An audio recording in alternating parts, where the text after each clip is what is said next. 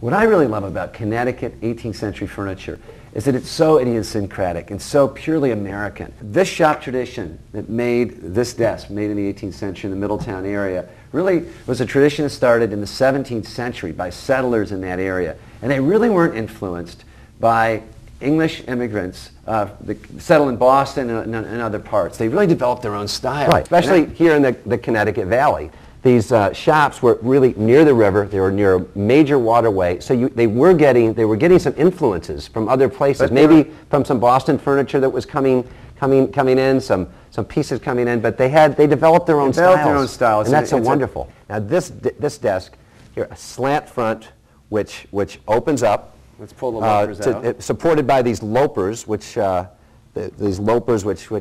lot of times these lids get broken off because people forget to pull those lopers out. This one never broke. Yeah. Right, but a desk like this would have been in the home, would have been a status symbol in the home, right? It would have showed that the owner, generally the man of the house, that's right, was a man of letters. And business. A businessman, and would have kept the letters up in these cubby holes. And you forget, that when you wrote a letter, you had to wait sometimes a few months to get a reply back, so you had to keep a copy of the letter that you wrote in the desk. And we know from sometimes from inscriptions inside the drawers, and we'll take a look to see if we can find any. It wasn't only letters, of course. They were account books. Right. They were documents. It was money.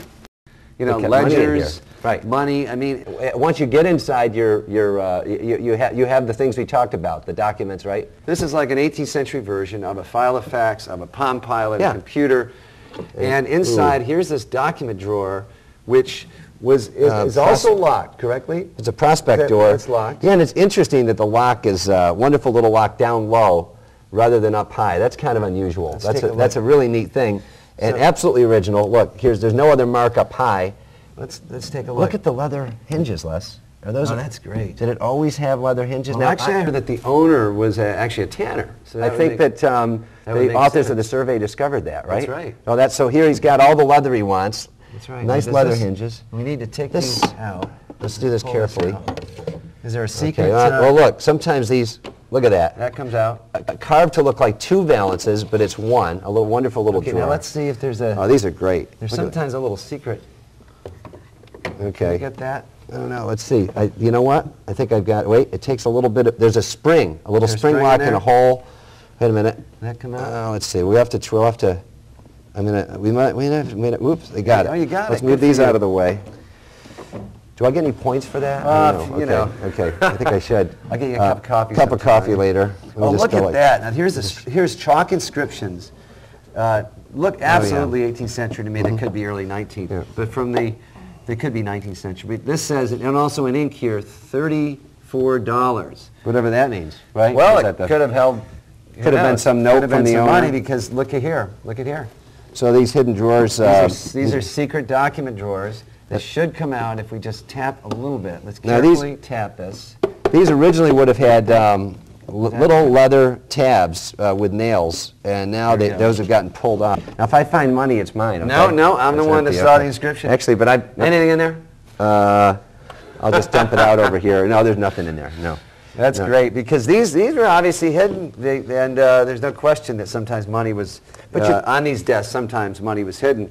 I think that I read that there were actually some letters having to do with taxes. He was also, as a public duty, was a tax collector. The owner of this desk. Okay, I read that, which is kind of interesting. So, look at what? There's another little lid here. It looks like a secret lid. You'd be a good robber, you know. Look at you know right where to go. Well, look at that. Now this comes out, and what do you know? There's boxes in there, little hidden boxes. Okay.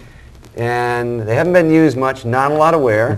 There's 3 of them. One I can see. See, don't tell Leslie where your slant front desk is in your home. He's going to find that secret drawer. That's great, though. He's good. That's the one thing I love, Les, is that because no air has gotten in there, or relatively little air has gotten in, that these hidden parts are not oxidized. Absolutely. They're not darkened by the color of age. That looks like it was made yesterday. And it goes to show you sometimes when pieces are preserved like that, there's no oxidation. Right. You know, even on the auction, at the auction exhibitions, people will look at a piece and say, "Oh, look at that! It's fresh looking. It must be replaced." It must be replaced, but in fact, it's totally original. It's just that air hasn't gotten in there. So that's just like the day it was made. So you have 3 of them down in there. 3 of them down in there. Let's put these back. Now, I love to wonder what was hidden in there at one point. You know, were they love letters, with money, could have been all kinds of things. Could have been a combination. Yeah, that's great. Now that we've taken this apart, you've got to get this back together. You know. Okay. Well, we can do that. We'll get it back. So Leigh and I have separated the slant front desk section, the case section, from this beautiful frame. Yeah. And this is great to see it separate, isn't it, Leigh? It sure is. Now, the authors of the book have actually found more than half-dozen desks from the Middletown, Connecticut area that were made just like this, with the case on top of a separately made frame with short cabriole legs like this. That's right. And that's one of the great things about trying to identify furniture from the Connecticut River Valley area. Right. Is that all these areas had very distinct shop practices. That's right. And this was really, it's one of the ways we can attribute regions right. in America. Now, a lot of people are probably asking, you know, here's this clown ball foot in the front, both front feet, the claw with the ball, and in the back, here's a pad foot. A simple pad foot. Exactly. Right. What do you think? Well, you know, as you do see it in other regions as well, right? I've seen Right. it in Boston pieces, Right. Newport pieces, New York, where they have a more fancy foot in the front versus the back. What do you think? No, I think that well, certainly it would have cost more to have 4 claw and ball feet. Yes. Cost more money. I think it's a matter of the way it was ordered Because originally. these took more time to carve, Absolutely. Right? A little more This is turned and much more simple. So is that's right. maybe one reason. It saving also money. could be a stylistic preference of the area of the region. But whatever it is, it's a beautiful, wonderful S-curve here. And I love the shaping on the skirt, the seama with these little spurs. And this is one of the things that makes me so excited about Connecticut Valley furniture, that whimsical nature, you know, aspect of it. A lot of personality. You want to look inside, or let's see? Oh, look at that. Look at You have that. the original, there's those rosehead nails. They look absolutely original. Absolutely original. Looks like a maple strip, would you say? This is a strip to hold the case onto the frame. Yeah, you can see it right there. Kept it from sliding all the way down, right? Absolutely. Right. And what is that, maple in there, Leigh? Yeah, it looks like maple, and you know, the neat thing is that you see these wormholes, and do you remember where we learned early on, you said, well, now watch out for wormholes. If you see wormholes, it might be from England or somewhere else. Well, here in America, worms and insects, in fact, loved maple. This beautiful cherrywood desk gives a whole new meaning to the term home office, but I'll tell you, I'll take it over my desktop computer any day of the week.